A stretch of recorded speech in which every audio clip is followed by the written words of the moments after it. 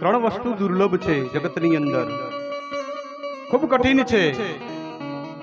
દુર્લભમ ત્રયમેવ તદ્દેવાનુગ્રહ હેતુકમ મનુષ્યત્વમ મુક્ષત્વમ મહાપુરુષ સંશ્રય. મનુષ્યત્વમ એટલે મનુષ્યનો દેહ. આ જગતની અંદર, આ સંસારની અંદર સૌથી ઉત્તમમાં ઉત્તમ જો કોઈનો દેહ હોય તો એ મનુષ્યનો દેહ છે. રામાયણની અંદર ગરુડજી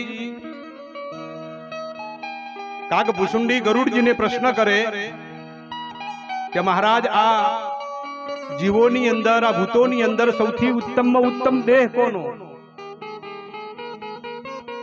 અને એ દિવસે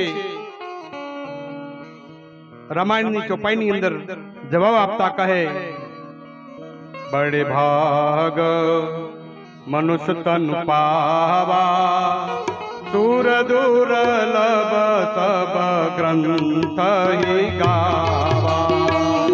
શ્રી રામ જય રામ જય જય રામ. શ્રી રામ જય રામ જય જય રામ. બડે ભાગ મનુષ્ય તન પાવા સુર દુર્લભ સબ ગ્રંથ હી ગાવા. શ્રી રામ જય રામ જય જય રામ. શ્રી રામ જય રામ જય જય રામ. બડે ભાગ મનુષ્ય તન પાવા. જે પુરુષાર્થી ના મળે, ભગવાનની કૃપા, અનન્ય કૃપા આપણા ઉપર થાય તો જ આ વસ્તુ મળે કે મનુષ્યનો દેહ સુર દુર્લભ સબ ગ્રંથ હી ગાવા.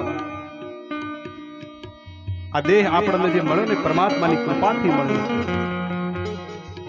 ભગવાનની અનન્ય કૃપા આપણા ઉપર હોય ને તો આવો ઉત્તમ દેહ આપણને મળે. અન્ય જીવોની અંદર ધ્યાન રાખજો કે અન્ય જીવોની અંદર ક્યાંય મુક્તિ નથી.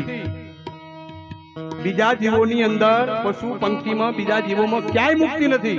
એક જ મનુષ્ય દેહ, આમ જ માનવ પોતાનો આત્માનો ઉદ્ધાર કરી શકે છે, પોતે મુક્તિને મેળવી શકે છે.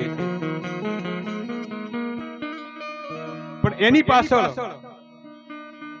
મુમુક્ષત્વ એટલે મુક્તિની તરસ. મારે પહાડ ચડવું છે તો એનો આત્મવિશ્વાસ મારામાં હોવો જોઈએ. જ્યાં સુધી આત્મવિશ્વાસ ન કેળવાય ત્યાં સુધી પહાડ ના ચડી શકાય. એમ જ્યાં સુધી મુક્તિની તરસ ન જાગે ત્યાં સુધી આપણે મુક્તિને ન વરી શકીએ.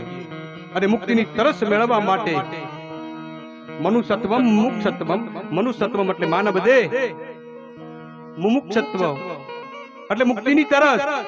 અને છેલ્લું કીધું મહાપુરુષ સંશ્રય. કદાચ આપણને મુક્તિની તરસ લાગી, પરમાત્માએ સુંદર મજાનો માનવ દેહ આપ્યો, પણ એની અંદર આ બધું પ્રાપ્ત કરવા માટે તો કે મહાપુરુષ સંશ્રય, સદગુરુનું શરણું જોઈએ. જ્યાં સુધી સદગુરુ ના મળે ત્યાં સુધી આપણને એ મુક્તિ ન મળે. એ મુક્તિનો માર્ગ બતાવવા વાળું કોઈ જોઈએ.